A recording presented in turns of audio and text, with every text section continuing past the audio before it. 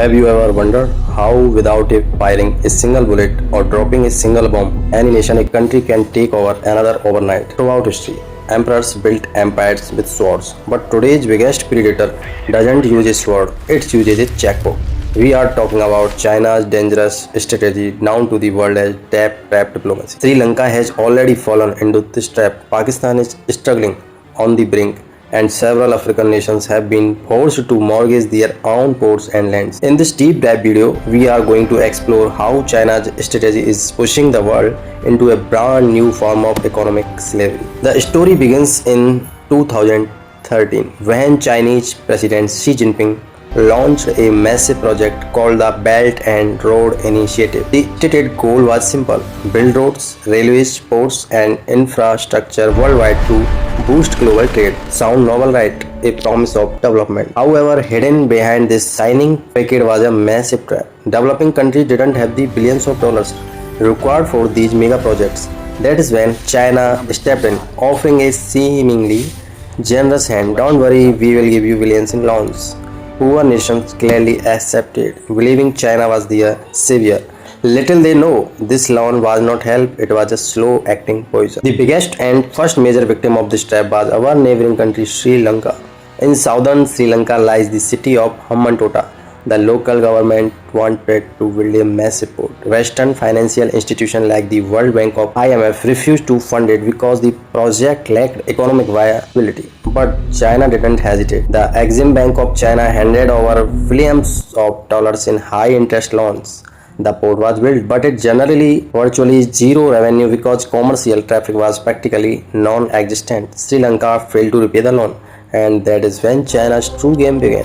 When Sri Lanka admitted it could not pay back the money, Beijing presented terms that directly threatened the nation's sovereignty. In 2017, Sri Lanka was forced to hand over the Hambantota Port and 15,000 surrounding acres of land to China on a 99-year lease. Today, on Sri Lankan soil, it is the Chinese flag that effectively casts its shadow.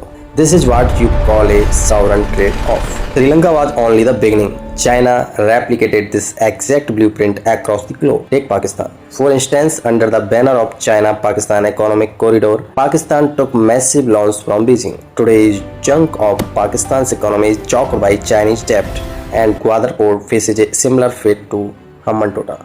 This is not limited to Asia. Several African nations such as Zambia, Kenya, and Djibouti have fallen deep into the trap. Zambia's state electricity corporation and Kenya's main railway line stand under constant threat of Chinese takeover. In Djibouti, China established its very first overseas military base, strategically positioned near one of the world's most vital shipping lanes. If you analyze this entire geopolitical strategy, it is a calculated execution of what economists call predatory lending. Fast and easy cash. China hands out loans quickly, bypassing the strict environmental and administrative guard rails that institutions like the World Bank enforce. White elephant projects, funding projects that have little to no economic return like airport with no flights or highways with no traffic. Asset seizure. When a nation inevitably defaults, China invokes legal contracts to seize control of that country's strategic land, ports, or mines. This grants China a double victory. First, securing global strategic military outposts. Second, cementing an absolute monopoly over global trade routes. They say there was a time when the East India Company came to trade and ended up colonizing a nation. In the modern era, you don't even need swords anymore. A checkbook alone can bring countries to their knees. Today's superpowers like the US, India, and European nations are raising alarms and offering alternative investments to developing nations. But the question is, will it be too late? What are your thoughts on this? Do you think China's strategy will crown in the next global superpower, or will it lead to its ultimate downfall?